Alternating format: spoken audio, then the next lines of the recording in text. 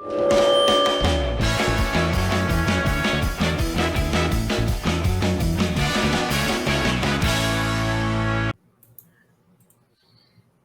dia, tarde, noite, madrugada, pessoal, a depender do horário que você estiver assistindo. Selmo Cash aqui de volta, depois de eu passar um período aí marromeno de saúde, mas consegui voltar. Hoje eu estou com o Eduardo Spor, que é autor agora da trilogia do Santo Guerreiro. Na verdade, ele lançou os 2 primeiros volumes e suponho que esteja escrevendo o terceiro. Os Filhos do Éden, que tem um box na Amazon muito legal, é uma tetralogia, 1, 2, 3 e o Universo Expandido. E tem o Terra das Almas. Torre das Almas, sim, tem um Torre conto, das é Almas, verdade. isso. Tem a Torre das Almas e eu estava vendo que tem 2 livros seus, o primeiro volume dos Filhos do Éden e o Torre das Almas no Kindle Unlimited. Uhum. Disponíveis já para quem quiser. Uhum. No site da Amazon vem com uma série de brindes, né? O segundo volume do Santo Guerreiro, Ventos do Norte. Vem com cards, com mapa da região de Roma, é isso? Nem sei se ainda tem, né? Porque isso era o brinde da pré-venda e às vezes a Amazon acaba abrindo uma ou duas unidades lá para colocar lá. Mas tem, cara, tem os brindes físicos aí do livro, tem um mapa, tem cards das legiões romanas, tem um pôster também. Então a galera acho que vai gostar bastante. E eu acho que tem o wallpaper também, né? Se você sim, tem o pack digital, né? Que aí você ganha também todos os mapas internos do livro, mas aí é tudo em PDF, né? Então também tem o pack digital, sim. Pô, isso é muito legal. Eu vi hoje, ainda está com isso disponível, no caso do Ventos do Norte. Uhum. E tem também dentro do Kindle, o pessoal pode comprar com um clique, vem na hora o livro.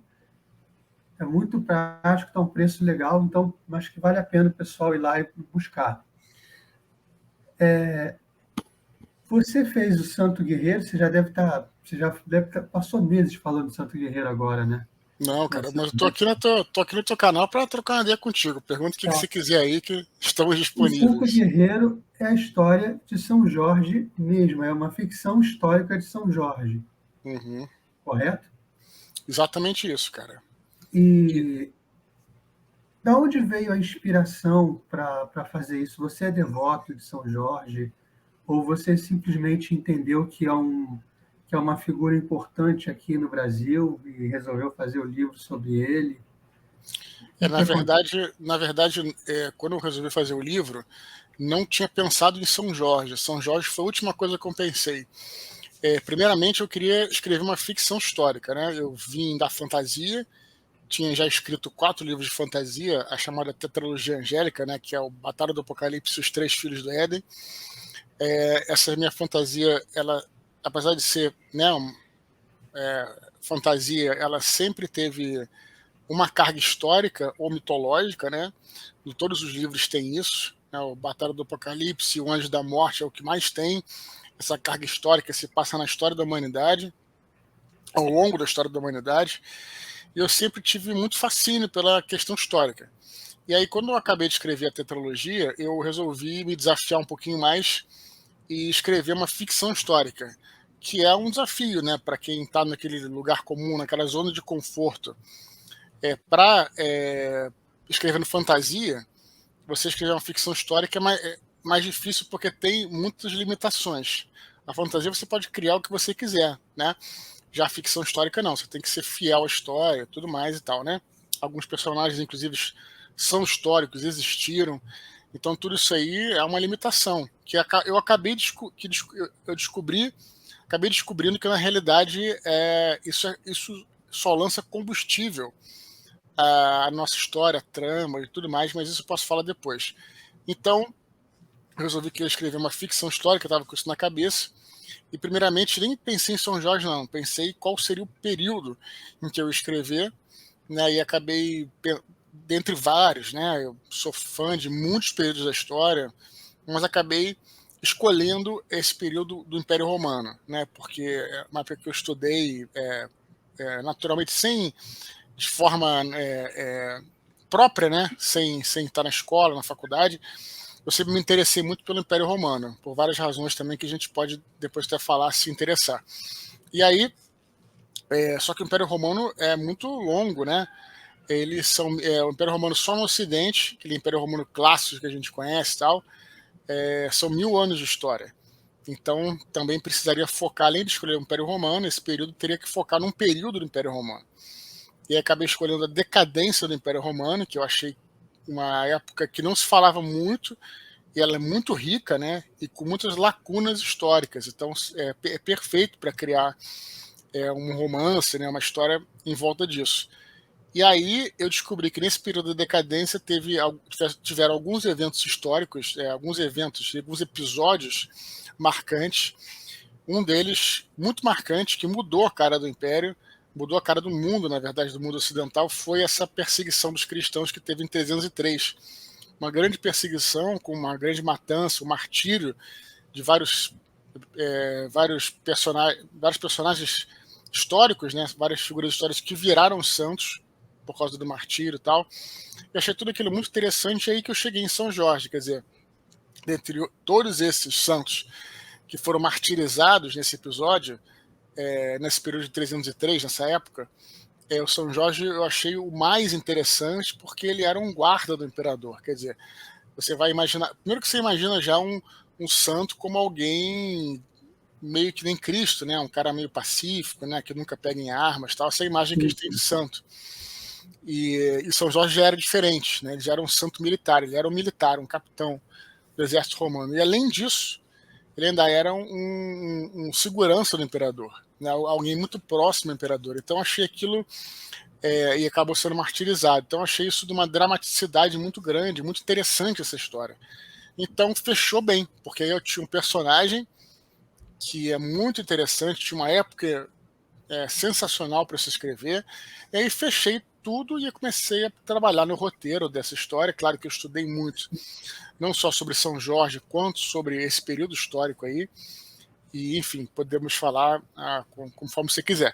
Mas aí que veio a coisa. O São Jorge foi o terceiro ponto que eu encontrei, né, dessa história. Né? Não foi assim, vou escrever uma história sobre São Jorge. Foi uma ficção histórica, e aí, posteriormente, que eu escolhi quem seria o protagonista, a figura central aí desse período, desse livro, né? Dessa trilogia, na verdade. Quando você faz uma ficção histórica, a história, assim, a história, os escritores colocam alguns elementos fantasiosos normalmente, porque se você se ater tão somente à realidade, talvez a obra fique um pouco menor do que você gostaria. Isso não te expõe àquelas críticas de isso não aconteceu, esse personagem não existiu, esse tipo de coisa? Não fica aquele fã chato enchendo o saco com isso? Eu até achei que eu teria essas críticas, né? Mas eu, por incrível que pareça, até agora não tive nenhuma crítica nesse sentido que eu lembre. Talvez uma coisa ou outra, mas nada grave, assim, de repente um termo ou outro que eu possa ter usado. No máximo isso. Talvez por dois motivos. Primeiro porque eu realmente fui muito fiel ao que o que sabe que existe daquele período. Eu fui muito fiel mesmo, não inventei coisas. Né? Tem autores, por exemplo, que mudam muito os fatos históricos, e tudo bem também, né? Não estou criticando, não. Por exemplo, tem um autor famoso chamado Con Ilgren. Ele é um autor Sim, aquela série britânico de Roma, que escreveu a série de Roma e tal, muito e legal. na versão dele, né, o Marco Antônio tem César e Marco Antônio, né, na Uhum. história, César é o Júlio César, né, que não precisa nem dizer, e o Marco Antônio é o general dele.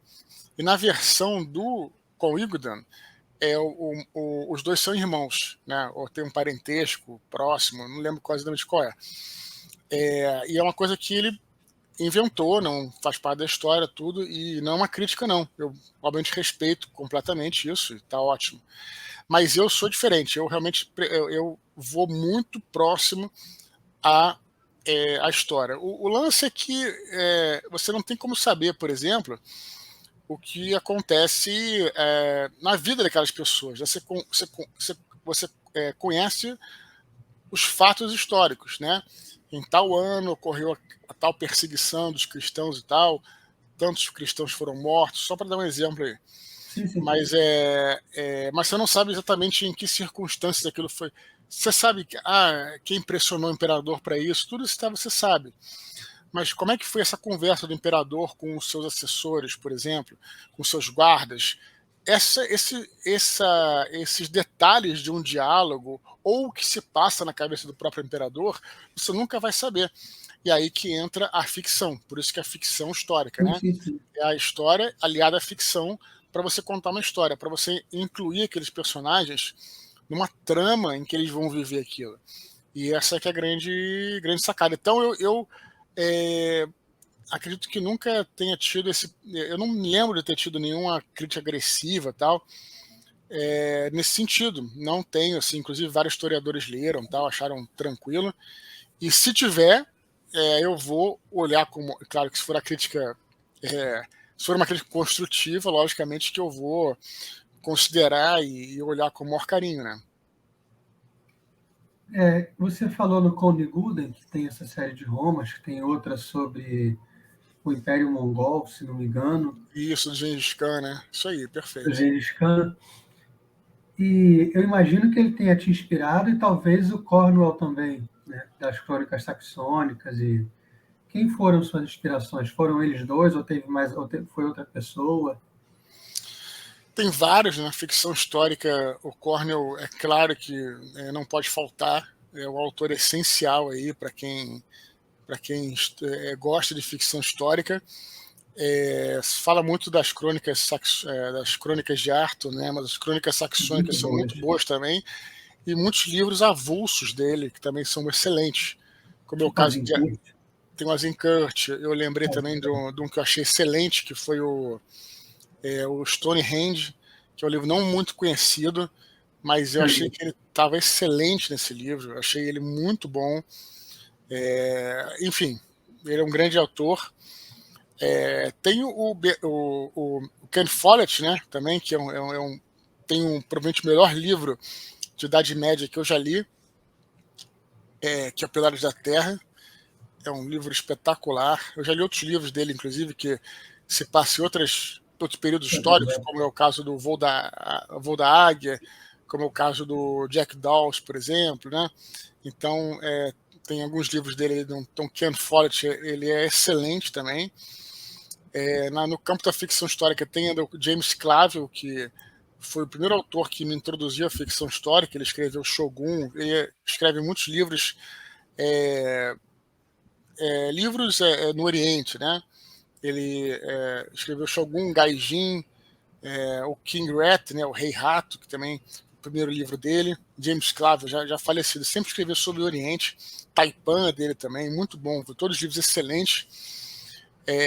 Tem um outro autor também de ficção histórica, que é o Noah Gordon, e eu li poucos livros dele, mas eu li um que valeu por todos, que foi o Físico, né? A história também medieval de um médico medieval, do médico inglês, né, que vai até a Pérsia para aprender medicina, isso na Idade Média, passa por várias situações interessantíssimas, né?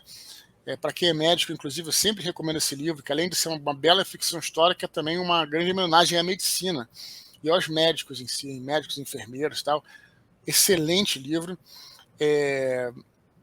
E eu poderia citar também, para falar de Idade Média, não pode deixar de citar Humberto Eco, né, que escreveu O Nome da Rosa, um livro essencial, né, para quem também gosta da Idade Média, para quem gosta de filosofia, para quem ama os livros, para quem ama ler, né? O Nome da Rosa é um livro, eu acredito que essencial também. E poderia pensar mais alguns aqui, mas acho que por enquanto esses estão bons aí, foram Não, são grandes bons. inspirações. Então, Essas foram mais ou menos as suas inspirações para escrever sobre a Idade Média. E eu imagino que para você chegar nisso, primeiro na fantasia, depois na Idade Média, eu já vi lá em outros lugares que você é um jogador de RPG, acho que desde a adolescência, se não me engano. E o RPG te despertou a vontade de começar a ler, de buscar mais coisas assim, talvez para escrever uma aventura, para jogar com seus amigos. Teve essa relação? Claro, como a gente estava falando aqui dos bastidores, né? Aham. Você conhece meu primo, né? O Rafael, não é isso? Isso, Rafael. E ele também sempre jogou comigo. O RPG, cara, é o seguinte, eu já escrevia, né? Mas o que o RPG me deu foi essa capacidade, porque quando você escreve um livro, um conto que seja, né? O teu feedback não é imediato. Você escreve o conto lá, mesmo que seja um conto lá em papel, tal, na época nem tinha computador, entregava para um amigo, para o pai, para a mãe, para um parente, para ele ler e tal. E te davam os feedbacks e tudo, mas não era uma coisa imediata. E o RPG, quando eu descobri o RPG, foi uma grande válvula de escape para essa criatividade que eu tinha. E o RPG você joga ali, cria a história na hora, e as pessoas vão interagindo com a história e você vai sentindo, né, se a coisa vai dar certo, se não dá certo. Então o RPG para É uma mim, história colaborativa, não é? sim, colaborativa, claro. E você como mestre do jogo, né, como narrador do jogo, você vai dirigindo a história. E aí o RPG me deu essa válvula de escape, possibilidade de colocar uma ideia que eu tinha para ser testado e tudo, né, e ver se funcionava.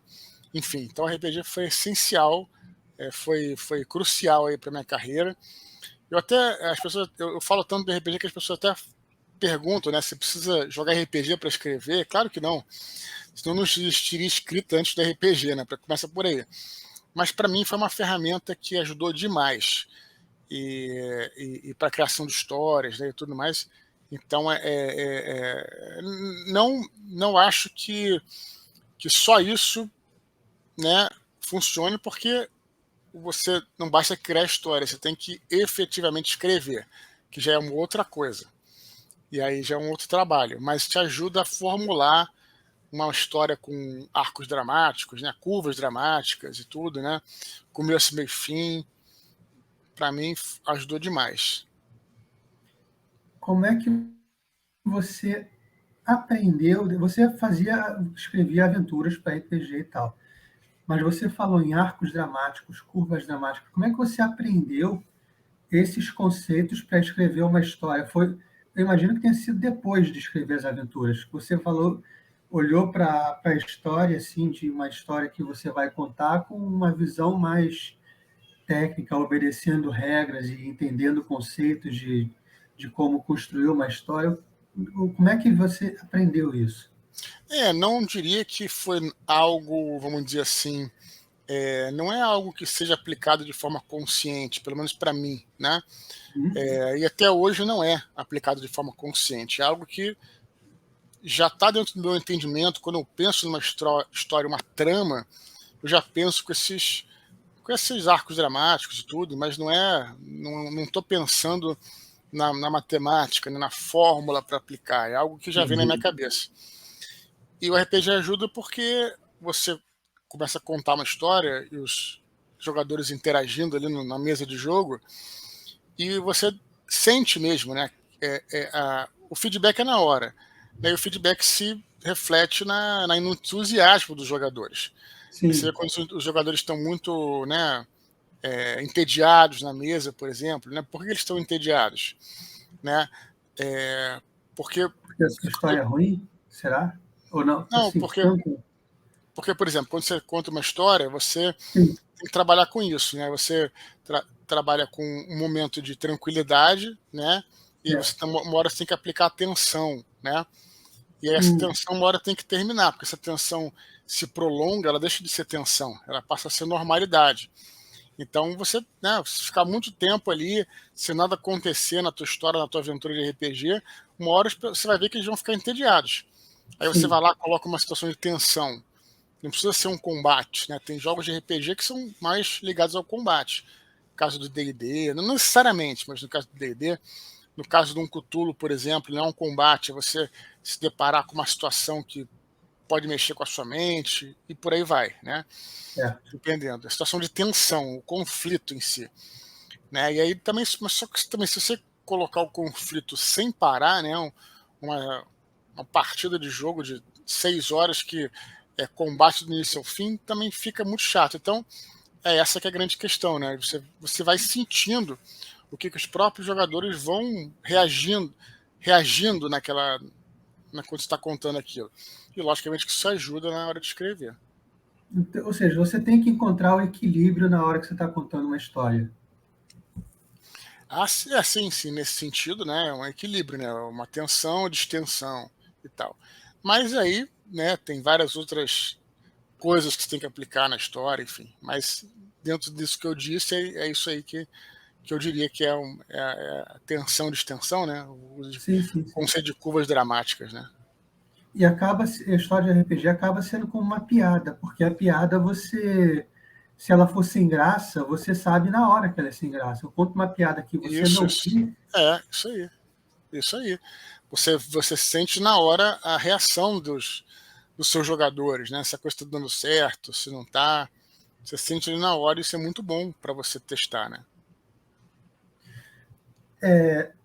antes no período da sua vida pré-RPG, você já tinha contato com crônicas e contos de qualquer natureza que te inspiraram a escrever alguma coisa?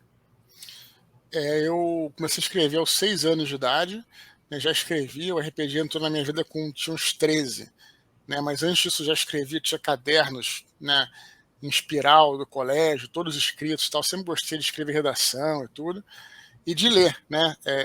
Apesar de que eu tive alguns problemas com leitura, quando em algum momento do colégio, né, com algumas leituras de livros que não eram muito para a minha idade, né? Às vezes tem livros que são para adultos, são aplicados para criança que tem 12, 13 anos, tal.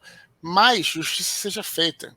Em geral, no meu colégio, tive boas experiências de leitura, principalmente por meio da coleção Vagalume, né? Vagalume? Que foi uma coleção que acho que existe até hoje. Tem muitos livros excelentes na coleção Vagalume, que eu lembro bem até hoje das tramas dos livros. E aí foram boas experiências, né? E talvez ele também tenha me ajudado a continuar lendo, né? Você é da época dos caras, do Pedro Bandeira também? Eu acho que eu sou um pouco depois, porque eu já vi gente falando sobre essa série. Essa série, uma galera um pouquinho mais nova que eu, e, e nunca chegou a mim, engraçado. Talvez seja dessa época, mas no meu colégio eu só vi, não sabia que existia, só vi saber anos depois, assim, uns 10 anos atrás, quando alguém falou para mim que era muito legal a série e tal, mas nunca foi me apresentado no colégio, não.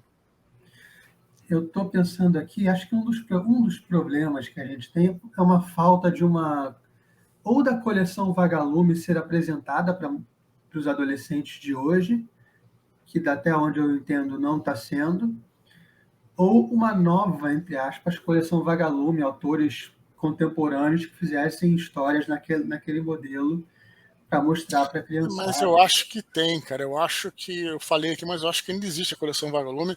Eu sei que tem autores contemporâneos que escrevem, inclusive tem um amigo meu, o Luiz Eduardo Mata, um grande escritor da nossa idade, assim, que tem livros publicados na coleção Vagalume, acho que 2, se eu não me engano. Então eu sei que existe, não sei exatamente os detalhes, né? Certo. Mas eu acho que ainda existe a coleção, sim. Tá, deixa eu te perguntar uma coisa. Esse é o nosso prato principal, vamos chamar aqui. Você começou a escrever alguma coisa com 6 anos, você já tinha uma ideia de historinha, não é isso? A Já primeira de. história, isso, a primeira história que eu escrevi foi aos 6 anos, chegando em casa depois de assistir o ET, o Extraterrestre. Adorei o filme. Escrevi uma história em quadrinho inspirada no quase que uma reprodução, uma colagem do que eu tinha visto.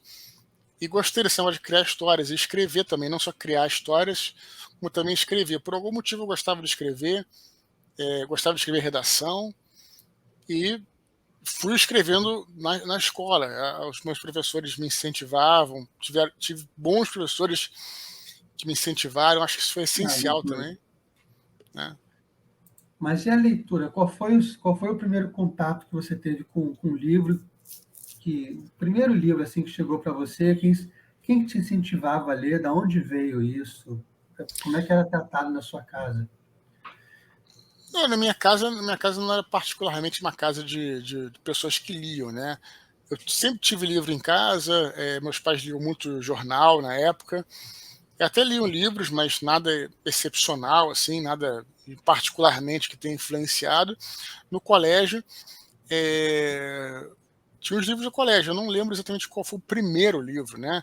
Eu lembro aqui de um livro da própria coleção Vagalume que me lembro ter, é, de ter ficado muito concentrado nesse livro, que foi o caso da borboleta tíria, que é um livro policial, mas no mundo dos insetos, né? Uma fábula tal, tipo um detetive e tal, né? Eu achava isso bacana, tanto é que depois, quando eu ingressei na literatura adulta, mas eu já adulta, vamos dizer assim, isso foi aos 14 anos, 15 anos, né? Quando eu comecei a ler livros assim de adulto mesmo, foi pela coleção do Sherlock Holmes, que aí eu acabei lendo tudo do Sherlock Holmes. Por acaso tinha uma coleção, meu tio, né, tinha comprado essa coleção, ela ficava jogada na casa da minha avó, né, porque a minha avó morava muito perto de mim, né, e eu podia ir lá e pegar um livro, né, e até se quisesse nem precisar devolver, porque estava jogada lá os livros, tá? Daqueles antigos, tem até hoje, inclusive. Eu acho que tá por aqui. Tô tentando ver onde é que eu guardei, porque eu guardo com carinho esses livros. E aí, eu comecei a ler, né, o Sherlock Holmes, influenciado talvez por essa coisa da literatura policial, mas também pelo filme, que foi o Enigma da Pirâmide, né, que foi um filme que tinha um Sherlock Holmes jovem, aliás, em inglês chama-se The Young Sherlock Holmes. E aí apresentaram o Sherlock Holmes e o Watson lá no colégio e tal, e aí eu fiquei interessado e passei a ler os livros dele. O primeiro livro que eu li, O Estudo em Vermelho, que é o primeiro mesmo da série, eu fiquei encantado. Inclusive, fiquei interessado em meio que ser que nem o Sherlock Holmes, né? Fiquei tentando descobrir as pistas e tal. Então, esse efeito que teve em mim aí a coleção. Deixa eu voltar aqui. O caso da borboleta Atília foi o primeiro livro que você pegou e falou: isso aqui, esse negócio de ler é muito legal, esse negócio de Eu leitura. posso estar cometendo uma injustiça, né? Eu posso estar esquecendo de algum, mas esse é o que eu lembro agora. Pode ser Certo. que tivesse outro. Eu lembro de outros, entendeu? Só que eu não lembro exatamente se esse foi o primeiro, se foi o segundo, se teve outros antes, né?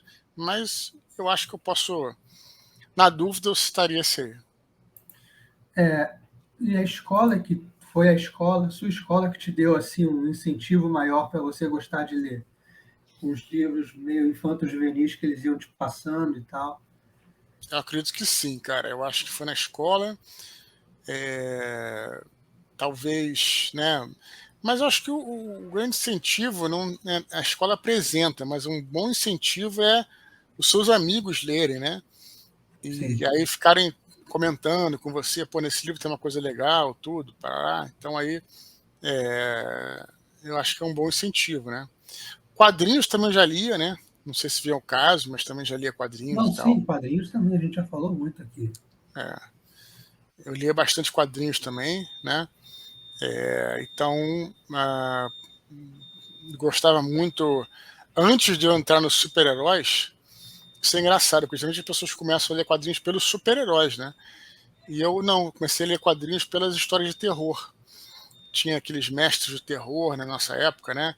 Que era preto e branco, e depois tinha histórias reais. Eu lembro de um quadrinho, um gibi, chamado História. Eu adorava negócio de terror, então tinha histórias reais de lobisomem. Olha só, histórias reais de lobisomem. Claro que não era real, mas era muito engraçado, cara. E Mas é tinha um uma tipo coleção. também. Não, então eu adorava. Eu tinha outro que era Histórias Reais de Drácula, não era nem Histórias Reais de Vampiro, era Histórias Reais de Drácula. É um troço muito tosco, mas eu achava legal, cara. As histórias lá eram Sempre interessantes. tinha. Eu comecei pela Turma da Mônica, depois é que eu parti para os super-heróis na adolescência. Ah, a Turma da Mônica eu também lia, cara, também lia. Esqueci de citar. E na Turma da Mônica o que eu mais gostava era o Chico Bento, né? Porque o Chico Bento, volta e meia, tinha uma história ali do...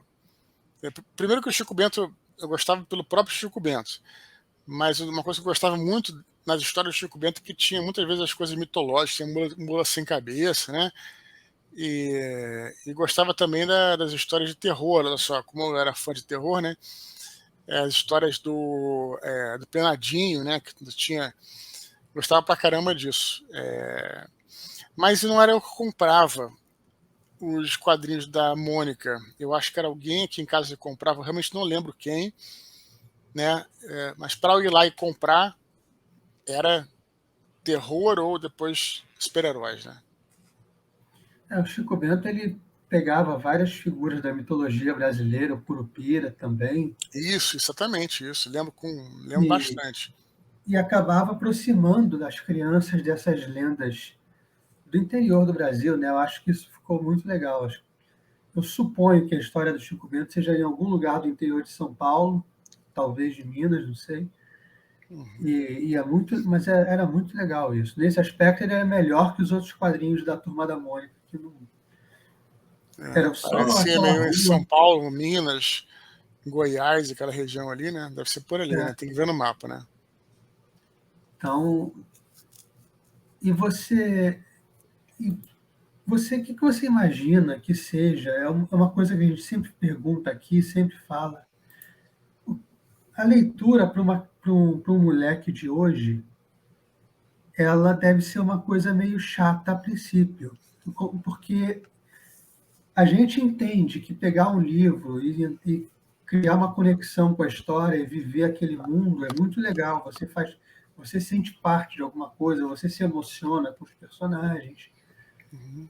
Mas a princípio, a leitura é você ficar olhando um monte de letrinha parada quando você pode ir na praia jogar uma pelada, quando você pode ligar um PlayStation, Uhum. quando você pode pegar o teu tablet e fazer alguma coisa. Então, como é que você sugeriria que seja feita essa conexão desse jovem, dessa criança com a leitura? Bom, não sou especialista nisso, né? Mas eu acho que não é muito diferente também da nossa época. Tudo bem que nós temos hoje, pô, outras opções, que você falou, computador, que seja, né, o celular e tal. Mas na nossa época também tinha cinema, por exemplo, né? E o cinema nunca, é, pelo menos, né, não ameaçou, vamos dizer assim, a literatura. Muito pelo Sim, contrário. Eu acho que a grande questão é entender que são mídias diferentes, né? Uma coisa não precisa substituir a outra. Você pode ter as duas coisas. Você vai ver um filme, por exemplo, o livro é muito tem melhor. outra, tem uma outra, muito melhor ter uma outra visão. Por exemplo, você pode querer ler o livro e ver o filme.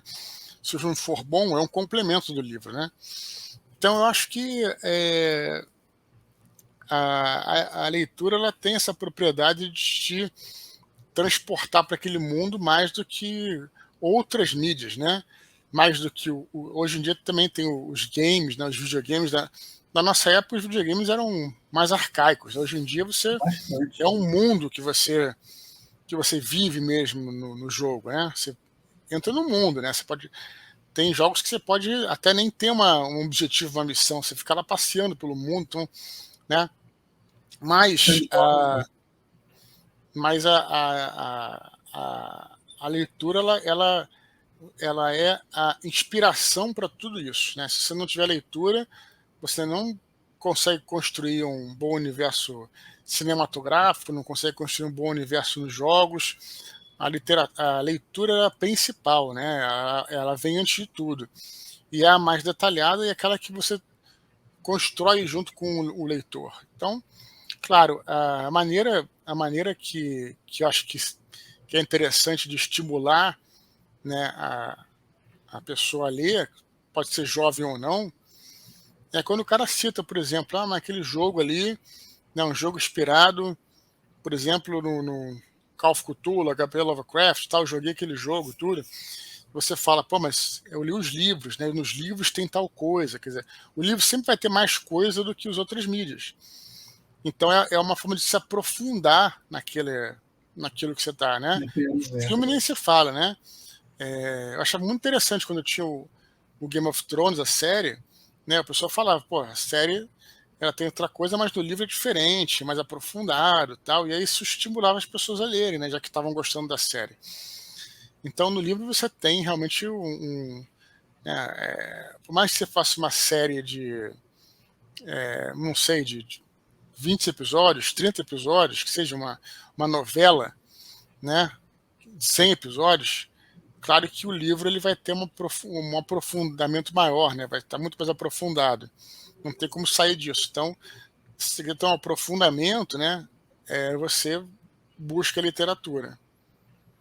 Sempre, sempre você mostrar que é no livro que as coisas estão melhor explicadas e tal. Claro. É, Apesar de que a gente estava falando do seu primo, ele me disse uma vez que o Clube da Luta é melhor no cinema do que no livro. É uhum. um dos é, poucos casos. Eu tem, não li. tem, tem filmes que são muito bons, né? Mas o que eu estou te dizendo, nem. Claro que você pode achar. Você pode até achar alguns filmes melhor do que alguns livros. Mas Sim, o livro vai ter uma outra visão complementar, né? sim. Você vai discutir o Clube da Luta, por exemplo, pô, é uma baita de uma discussão você discutir o filme e o livro, né? Né, no livro, você gostando ou não, você tem uma visão mais direta do que o autor quis dizer. Pra você ter uma ideia, eu comecei a assistir um filme chamado Trem Noturno para Trem Noturno para Lisboa. É isso?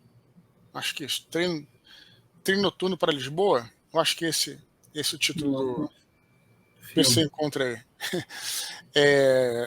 E aí, eu comecei a assistir o filme, comecei a achar meio chato e tal. E aí, meu pai falou: pô, mas no filme tem uma história de que o cara perde os óculos, né? E ele vai para quando ele chega em Lisboa, ele vai para um oculista para tentar, né, fazer um óculos novo, tal. E essa questão passa batido. Eles estavam mais preocupados no filme, se preocupam mais numa questão política, tal. Que eu comecei a achar chato aquilo. Aí meu pai que leu, eu estava comentando isso com meu pai que leu o livro, ele falou: pô, mas o livro tem uma coisa toda da visão do cara, né? Que é o foco que ele dá, os pontos de vista e tudo isso está tudo ligado. E a quebra do óculos faz uma metáfora, isso e tal. Eu falei: caramba, que troço interessante, cara, sabe? Quer dizer, olha só, né? O que o filme deixou de fora. A profundidade que o livro te dá, né? Incomparável. E para você ter, eu estou vendo aqui, você pediu para dar uma olhada, é um filme de 2013 com Jeremy Irons. Exatamente isso, Uma coisa que me deixou irritado na época, eu li o Poderoso Chefão. Uhum. Aí eu pensei, bom, agora eu vou ver o filme, que é uma obra do Coppola, uma grande obra de arte, não sei o quê. Eu vou ver o filme. Eu comecei a ver o filme, pô, mas tá faltando isso, isso, isso, chega, não quero mais ver.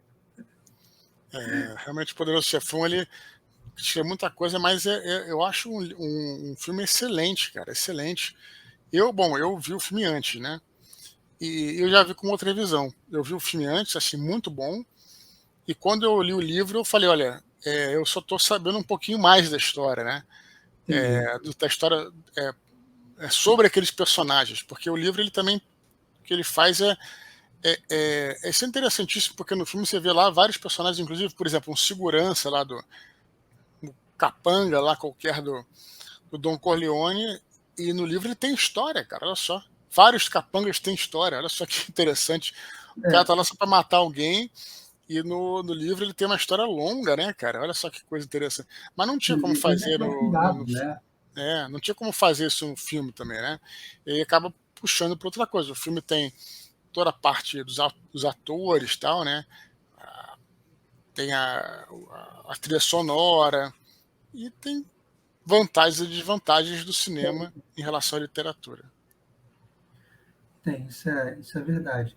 Deixa eu te perguntar um pouco, como é que conselho, eu vi você dando conselho para quem pretende ser escritor de ler muito. Leia bastante para antes de você pensar em escrever. Mas você acha que tem uma literatura melhor para quem quer se tornar escritor, para aprender mais através de determinados livros? Tem uma série de livros que não vai te ajudar a ser escritor. Outra série talvez ajude. Existe isso? Não, eu diria que no começo, né, quando você é um cara tá novo, tal, você tende a focar mais naquele gênero de literatura que você gosta e que você vai escrever, né? Isso já te ajuda muito, né?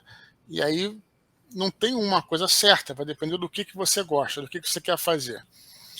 Depois, com o tempo, né, você podendo ser cada vez mais eclético na literatura, você não tem noção de como é que isso vai te ajudar, vai te enriquecer como escritor. Eu, hoje em dia, sou muitíssimo eclético, né?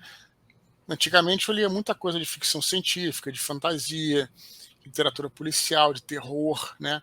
Eu lia muita coisa nesse sentido. Hoje em dia, o meu barato é ler de tudo, né? Eu gosto disso, né?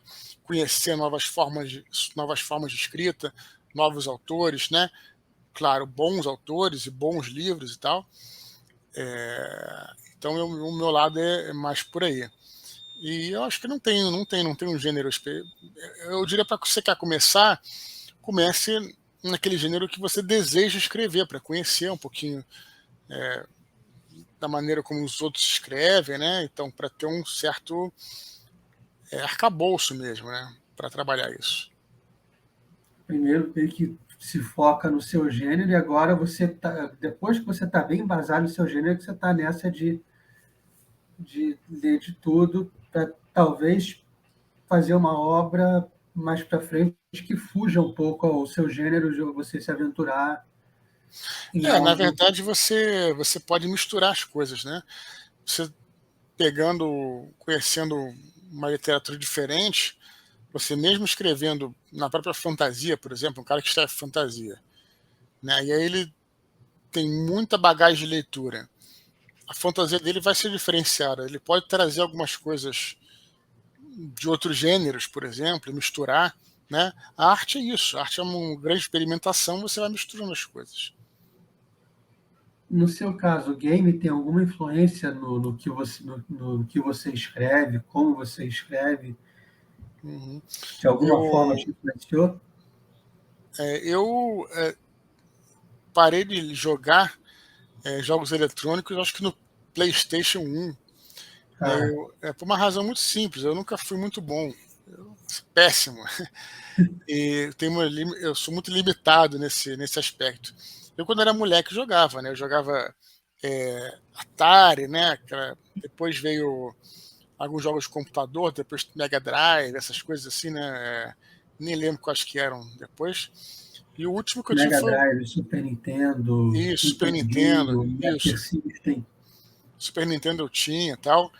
Mas aí depois depois teve o PlayStation 1, né, que eu até joguei alguma coisa, mas eu era muito limitado, assim.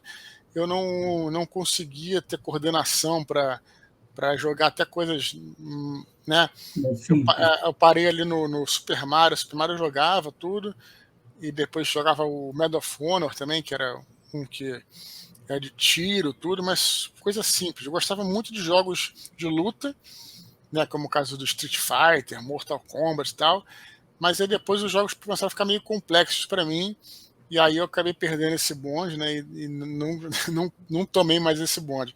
Mas enquanto eu jogava, né, eu parei de me interessar um pouco por jogos eletrônicos, porque sempre que eu jogava, eu tinha vontade de estar jogando RPG, sabe? Sei. Enfim, acabei, e aí, né, acabei largando, né? Então não. Mas eu acho muito interessante. O que eu vejo hoje em dia, cara, é algo fabuloso, né?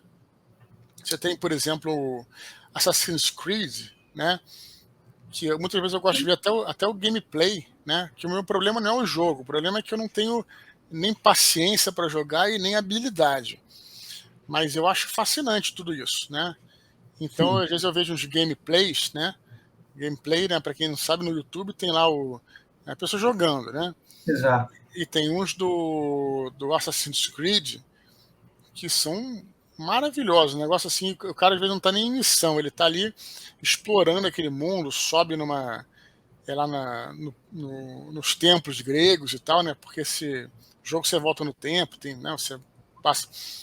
E aí é tão bem feito, cara, né? Que você parece que você tá lá mesmo. E tem um historiador que faz uns gameplays, né? Ele entra nos Assassin's Creed e vai passeando pela região e vai te fazendo como se fosse um guia turístico. Ah, olha ali tem tal coisa, essas cores aqui do templo, elas. Isso é muito legal. É, então hoje evoluiu no nível absurdo, né?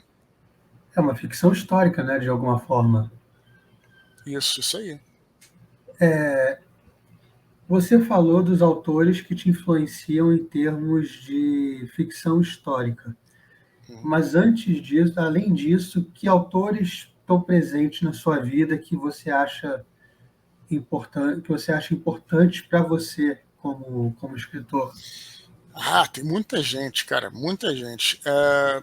No campo da fantasia, por exemplo, tem o Robert Howard, né, que é o autor do Conan. Eu, Conan.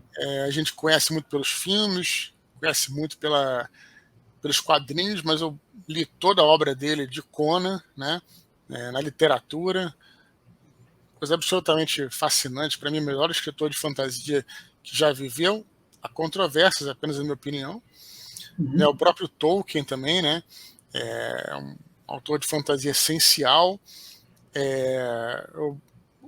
Tem vários autores assim que escreviam livros, romances, mas que inspirados em mundos de RPG, né, como o caso do Margaret Weis e Trace Hickman. Eles escreviam os livros do Dragonlance. Dragonlance é uma série de fantasia que foi inspirada pelo Dungeons and Dragons, né, que eu já li muita coisa deles, além das próprias crônicas iniciais. Ele tem muita coisa, tem quase que uma franquia com outros autores que escreveram nesse mundo, né?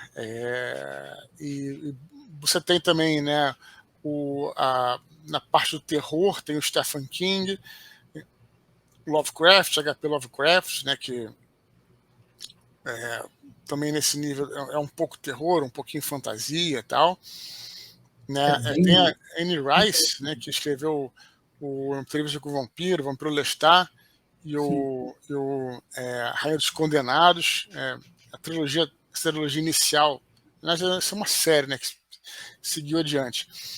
Mas foi algo que eu adorei na época, né? Que me inspirou bastante, né? Porque para você escrever com um personagem anjo, né? Que é imortal, ela escrevia sobre os vampiros. Eu primeiro vi o filme Entrevista com o Vampiro, eu gostei muito, jogava RPG Vampiro e li os livros e adorei demais. Assim, um negócio achei impressionante, muito bem escrito e tal. Então gostei muito. O próprio Mário Puzo que você citou aí, é, do Super-Homem. além do Poderoso Chefão. do Poderoso Chefão, tem um outro livro excelente dele que também li, foi o Mama Lúcia. Depois foi reeditado com outro nome, livraço também. Enfim, tanta coisa aí para. Daqui a pouco eu posso até. A gente comete algumas injustiças, né? Porque você acaba esquecendo muita gente. Mas talvez possa citar esses aí, né? O José Louzeiro também, autor nacional, né? Que foi meu professor de roteiro. Tem muita coisa aí que a gente pode falar. O Robert Howard, que você citou, eu tenho uma coletânea dele, ele fez uma coisa que eu achei fantástica. Ele descreve toda a terra do Conan para quem quiser escrever novas histórias. Então ele meio que lança ali o lugar é desse jeito, a terra é assim, assado, o nome é esse. Então ele prepara todo o cenário para você chegar, só escrever, botar os personagens ali e fazer a história. Eu achei isso sensacional. Uhum. Eu sou muito fã dele, sou demais. E você ele é o que você considera melhor de todos nesse universo Particular, de fantasia. cara, particularmente sim. Primeiro porque eu acho as histórias dele muito dinâmicas, né? As histórias do Conan. Estou falando em termos de literatura mesmo. Elas são muito dinâmicas, são curtas em geral, às Sim. vezes 20 páginas, às vezes 30 páginas, e nessas 30 páginas, 20 páginas, ele te dá uma aventura completa, cara, completa, repleta de tensão, de tudo que você possa imaginar, filosofia, né? A gente pensa no Conan como um cara, um bárbaro, mas tem muita filosofia nas histórias dele. Da história. Uhum. É, e, e aí você tem isso, né? E o mundo que ele criou, ele é muito bacana, porque é o nosso mundo, né? Então ele usa vamos dizer assim, um dispositivo que ele coloca como se fosse uma era antes, né? O mundo era assim, depois teve um cataclismo e aí que surgiu o nosso mundo, né? Então tem todos os países lá que teriam, né, as regiões que existem no nosso mundo, também existem nessa era do Conan, né? Por exemplo, a África, né? O sul da África, no caso, né? O Egito, o norte da África, o norte, né? O extremo norte, o Oriente Médio, só não tem a América, né? Mas todas as partes da Europa ali, a China, por exemplo, com outro nome, e aí ele vai criando como se fosse um mundo nosso, o nosso mundo, que a gente entende uma cultura, que a gente se comunica com essa cultura, só que com a ficção, né, com a fantasia, né? Eu acho muito bacana esse dispositivo que ele usou, né? Esse recurso que ele usou. A gente fala hoje em dia de universo do Tolkien, universo do Gene Roddenberry, etc. Uhum. E ele foi o precursor disso, Robert Howard. Ele e o próprio Lovecraft também, né? Eles eram amigos, então eram o mesmo ciclo de escritores, eles criaram essa coisa do universo compartilhado. O Lovecraft também estimulava a galera a escrever com as inspirações, né, dos monstros dele e tal, e aí todos ali criavam esse ciclo aí de escritores, né? Eu não sei se eu estou viajando muito, porque quando eu estava hospitalizado recentemente, eu estava lendo algumas séries de contos do Lovecraft. E a impressão que me dá é que tem os contos, são histórias aparentemente diferentes, mas tem uma camada ali, parece que ele tá com. Todos aqueles contos estão contando uma mesma história. Uhum. Eu tive essa impressão, não sei se você vê desse jeito, me pareceu que no fim está Tem. tudo parte de uma grande história, cada conto. Nunca parei para pensar nisso. Eu sei que ele tem algumas fases, né, de escrita. Tem a fase uma fase que é o círculo dos sonhos, que não tem muito a ver com a questão dos monstros que a gente conhece do Cthulhu e tal. É uma coisa mais onírica, né? E aí tem o Cthulhu Mitos, né? O Mitos de Cthulhu, que aí sim é uma série de histórias falando ali sobre que envolvem essas criaturas, né? Cósmicas e tal. Não sei se esses contos têm relação, não estou lembrando agora, Uhum. mas você está falando, você está mais É, fresco do que eu aí, né? é uma impressão que eu tive lendo, né? Eu pego eu adoro meu Kindle, que eu me Uhum, isolo do mundo com ele. E aí eu estava lá lendo, o que eu podia fazer era andar no corredor e eu andava lendo o Kindle. uhum. Então, assim, essa é a impressão que eu fiquei, mas de repente, de novo, eu não sou especialista em Lovecraft e não Nem sei eu, se eu né? estou falando besteira. Eu conheço um pouco mais do Robert Howard, tá? Tá. Lovecraft eu não conheço tanto. Quem é especialista em Lovecraft é o Rafael, meu primo aí, É. o Rafa Laut, lá, o Rafael Pinho, né? E ele sabe muito do Lovecraft. Eu sou mais especializado em Conan mesmo. Ele até me falou dos contos do Conan e tal, aí eu fui correr atrás de alguma coletânea, Uhum. e aí eu achei muito, muito legal. E acho que enquanto o Robert Howard estava vivo, não teve quadrinho, né? Acho que adaptaram depois que ele Ah, faleceu. sim, sim, sim. Não. Quando eu estava vivo, ele era publicado na revista Weird Tales, né, uma revista pulp. É, Os quadrinhos eu não sei quando começou, mas os quadrinhos acho que foi para Marvel, né? Foi na época da Marvel, mais para frente, anos 70, eu acho. Chutando aí, né? Quem fazia as adaptações era o Roy Thomas, um grande roteirista de quadrinhos também da Marvel. E ele teve sorte, porque pegou bons escritores que o sucederam, né? Inclusive outros que o sucederam na literatura, contando histórias na era eboriana, como o caso do Sprague de Camp, né? Qual outro?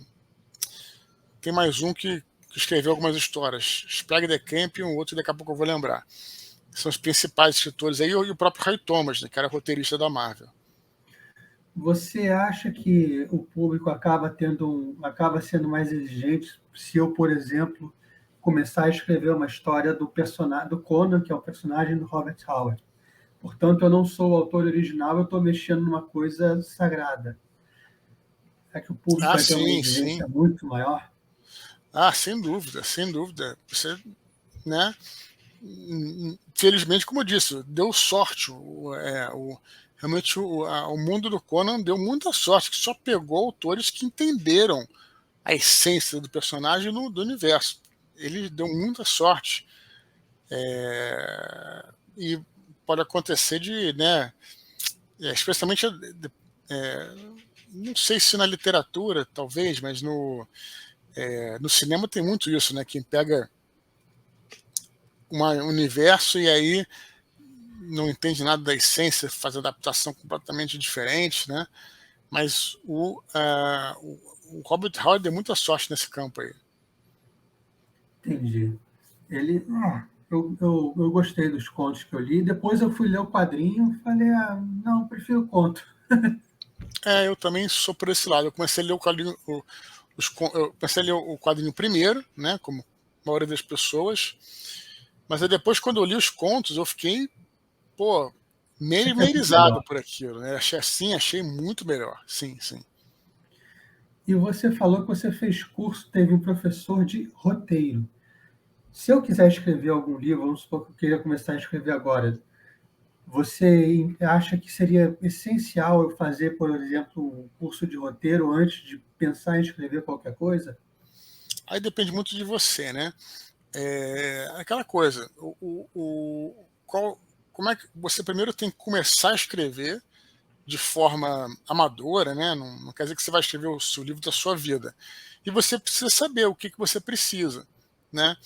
Tem gente que não precisa de nada disso, né? É, Geralmente são gênios aí, né? Você tem, por exemplo, eu sempre cito o Jorge Amado, nosso Jorge Amado. O Jorge Amado, ele era um cara que não fazia roteiro dos seus romances, nem relia os romances, que é básico, né? Você vai escrever um romance, você tem que pelo menos reler, é, ou digamos assim, reescrever, vamos dizer assim, né? Reler para você reescrever alguma coisa que tenha. Ele não fazia nada disso. E saiu, e foi um dos autores mais vendidos do Brasil no exterior, no próprio Brasil. Então, você é um gênio, né? O Stephen King, por exemplo, também e tal. Eu acho que ele não fez nada, nenhum curso de escrita e tudo. Mas aí vai variar, né? Eu precisava disso, né? E para o meu método de escrita é bom ter um método, assim, não vamos dizer assim, um método de pensar em arcos dramáticos ou jornada do herói ou qualquer coisa que seja, mas eu escrevo um roteiro antes, né? Para saber o que vai acontecer no livro todo. Escrevo um roteiro como se fosse uma escaleta para não me perder. Então, para mim, eu fui procurar ajuda, né? E aí consegui. Estudei, né? Conheci pessoas, estudei livros, comprei livros e tal. E aí varia. Se você achar que você consegue fazer tudo sozinho, beleza. E aí você vê o resultado, né? Também, né? Pode ser que seja um bom resultado ou não tão bom, né? E aí você, logicamente, manda para os amigos, ou uma leitura crítica, para você ter noção se está bom ou se não está, né, na tua obra, né? Você que veio do RPG, você deve fazer uma coisa antes, na hora que você vai escrever, deve dar uma esquematizada, fazer meio que uma ficha de personagens da obra que você vai escrever, É, uma biografia, imagino. não, ficha eu não faço, nem biografia. O que eu faço é um roteiro mesmo. É um roteiro de para saber o que acontece em cada capítulo, do princípio ao fim do livro. E aí é um mapa do caminho. Então já sei onde é que eu vou ir, onde eu vou sair, onde é que eu vou chegar, como é que vai ser a navegação no meio do caminho. Então, para mim, é importante, pelo menos, esse tipo de trabalho. E uma dúvida aqui, você tem algum projeto de pegar seus livros e passar para uma outra mídia? Não tenho, né? Eu acho que se eu fizesse alguma coisa, por exemplo, numa série, coisa assim, eu preferiria pegar um universo, por exemplo, e criar uma história com roteiro original. Porque eu acho que o livro se basta muito, né? Você tem que a história está pronta ali, né? Então, por exemplo, no caso da tetralogia angélica, tem tanta coisa que se pode contar ainda, outras castas de anjos para serem exploradas e tal. Então, por que não fazer não uma adaptação, mas um roteiro próprio, né? Uma história própria para aquilo, que complementa o que já existe, né? Porque senão vai chovendo molhado, né? Não me fecha essa possibilidade, não, mas eu acharia muito mais interessante ser justamente isso, né? Ok, eu vou Uma, fazer uma uma, coisa para a uma, TV porque também direto. porque também, por exemplo, você pensando naquela mídia, você já adapta, né? Você tem, por exemplo, tem o seguinte orçamento, né? Que às vezes o seu orçamento não vai funcionar para o que você queria fazer de uma história que já estava pronta. No romance você não tem que gastar com orçamento, né? Mas já uma mídia, né, como audiovisual, né, para ficar igual ao que você tinha pensado, tudo, mesmo uma história que não é de fantasia, né? Então, assim, por que não fazer uma coisa nova, adaptada, diferente, né? Então eu teria mais vontade de ir por esse caminho no futuro, quem sabe. É. E o box da tetralogia Angélica está muito, muito bonito, cara. Eu estava vendo na Amazon agora, ficou uma arte. Você pediu para ser daquele jeito? Você teve alguma influência na arte? Não, quem fez foi o Marcelo Amaral, né? Que meu amigo, já jogou RPG comigo por acaso, já trabalhou comigo outras vezes e tal. E aí a gente tinha essas capas aí que eram capas antigas e tal, que ainda estão no mercado, né? Clássicas. E aí a gente queria fazer um box, né? Um relançamento, vamos dizer assim.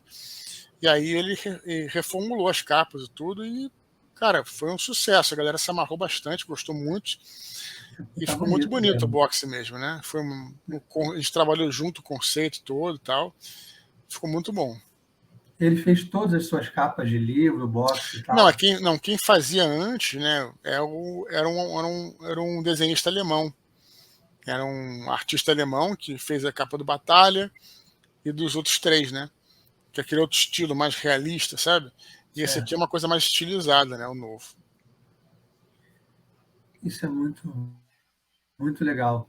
Então, cara, obrigado por ter participado. A gente deu. Eu costumo falar, agora deu só uma hora, mas eu costumo falar para o pessoal aqui, ó, já acabou o filme, porque normalmente dá 1h20 e tal. Uhum. Mas valeu mesmo por participar. A gente está sempre de porta aberta aqui, é pequenininho, mas pode entrar a qualquer hora no espaço. E Valeu, é cara. isso. Eu que te agradeço. Eu até queria aproveitar para pedir desculpas aí por ter só participado agora. Você me escreveu, acho que em outubro, né? Sei lá, há, me, Tranquilo. há meses atrás. Só para falar os bastidores aí para a galera que está nos vendo, nos escutando, tal. A gente está tentando marcar há muito tempo esse encontro. Sim, sim, sim. Estava muito animado, muito ansioso aí para te encontrar. E tive vários problemas aí de agenda. Primeiro eu tive a turnê de autógrafos, e depois eu viajei, né? Quando eu voltei, eu viajei e tal. Aí cheguei agora, a primeira coisa que eu falei, eu vou marcar logo, porque eu estou devendo aí esse encontro. Então, quero te agradecer pelo espaço aí, quero te agradecer pela oportunidade de estar conversando com você e com os seus espectadores aí. Valeu. E espero que a gente volte a se encontrar aí quando lançar o livro novo. Eu mando e-mail para você e te perturbo para a gente fazer um novo papo aqui. Tranquilo. Eu espero que você tenha gostado. A pegada aqui, acho que é um pouco diferente do que você está acostumado, que a gente fala muito de leitura, de como Ótimo, incentivar é as isso aí. pessoas ali. Sim, então eu até quero fazer uma propaganda. Quero convidar todos aí para acessar o nosso canal no Telegram. Nosso canal no Telegram é o T de Telegram, Ponto ponto B. me/Eduardo Spor. Lá no canal do Telegram a gente tem toda quinta-feira um podcast exclusivo que sai no Telegram, chamado Mini Pós Literário, toda quinta-feira. E não só no podcast, como tudo que a gente posta lá, nós somos defensores aí da literatura, da leitura. A gente vive tentando incentivar a galera a ler e Valeu. escrever.